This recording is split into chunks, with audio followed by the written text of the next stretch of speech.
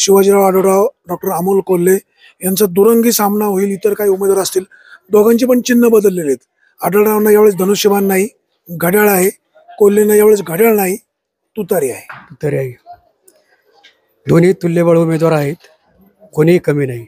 शेवटी त्यांचं जे नशीब असेल ते होईल. परंतु आमच्या इकडं भागामध्ये कोल्हे साहेब जरी आले नसले तरी संसदेमध्ये त्यांनी किताब मिळवलेलं आहे. संसद रत्न म्हणून त्यांनी किताब मिळवलं. आपले शेतकऱ्यांचे प्रश्न तिथपर्यंत ते पोहोचले पाहिजेत. आपण जो खासदार निवडून देतो त्याने आपले प्रश्न संसदेत मांडले पाहिजे. अशा पद्धतीचा खासदार असावा आणि यामध्ये कोल्हे आम्हाला योग्य वाटतात. दादा होते, दादांनी त्यावेळेला कामं केली, आमच्या गावामध्ये कामं केली असं नाही बघ.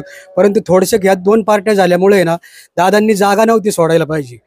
उद्धव ठाकरेंबरोबर राहिले असते ना आजही दादा 1 नंबरमध्ये आले असते. पण आता दोघंही बाजूला झाल्यामुळं, 2 गट झाल्यामुळं शंका आहे थोडी. आता आंबेगाव तालुक्याचे आमदार दिलीप वळसे पाटील आणि आढळराव एकत्र आहे. आंबेगावच्या मतदारांचा कौल कसा असेल?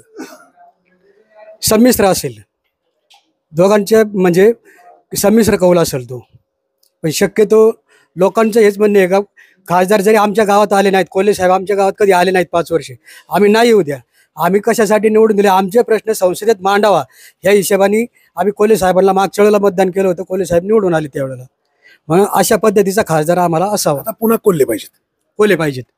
आपल्यासोबत एक युवक आहेत, काय तुम्ही सांगाल या म्हाळुंगे गावामध्ये कोणाची हवा?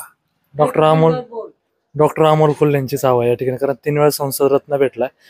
आणि पहिला मुद्दा म्हणजे आमच्याकडे ग्रामीण भाग आहे, या ठिकाणी दुधाचं जास्त उत्पन्न होतं, दुधाचं आणि कांद्याचं. तर अमोल कोल्हेंनी तो प्रश्न संसदेत त्या ठिकाणी मोठा उचलून धरला होता. कांद्याच्या माळा त्या ठिकाणी घालून गेल्या होत्या. त्यामुळे आमच्या भागाकडे डॉक्टर अमोल रामसिंह कोल्हे हेच विजय होते आमच्या. तुमच्या बाजूचं गाव लांडेवाडी, तिथले शिवाजीराव आढळराव आहेत. बाबा मगाशी म्हणाले की आमच्या गावात पण त्यांनी विकास कामं केलेली आहेत. म्हणजे आढळरावांचे काय आपण पाठीराखे नाही, कोल्ह्यांचे विरोधक पण नाही. तुम्ही तसं म्हणू शकता खासदार साहेब. पण आमच्या आणि दिलीपराव वळसे पाटलांचे 3 पिढ्यांचे संबंध आहे. दत्तात्रय गोविंदराव वळसे पाटील आढळरावांच्या सोबत आहेत ना, पण पवार साहेब नाहीत ना, पवार साहेबांसोबत नाहीये ना.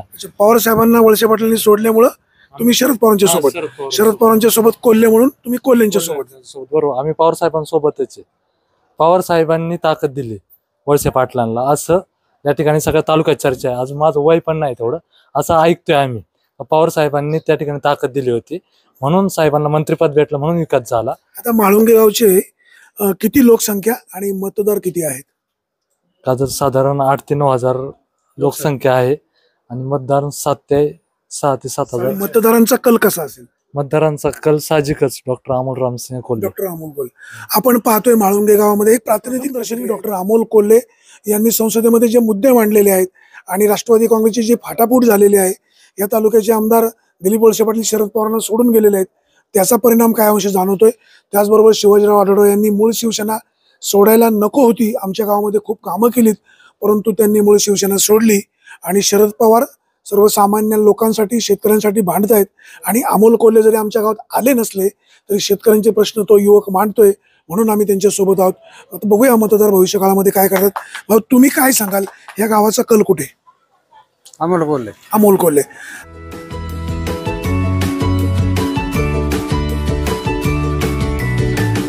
बातम्या शेतीच्या, बातम्या मातीच्या, बातम्या अन्यायाच्या, गुन्हेगारीच्या,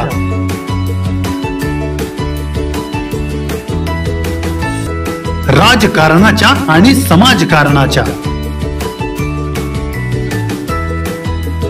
शोषणाविरुद्ध बुलंद आवाज, जनसामान्यांच्या हुंकाराची गाज, सत्कार्याला प्रोत्साहन, दुष्कृत्याला अनुशासन, निर्भीड, निस्पृह, सडेतोड, बेधडक आणि रोखटोक म्हणजेच विघ्नहर टाइम्स. शोध बातमीचा, ध्यास सत्याचा. आपलं चॅनल, आपली बातमी. सबस्क्राईब तर कराच, पण बेल आयकॉनवर क्लिक करायलाही विसरू नका.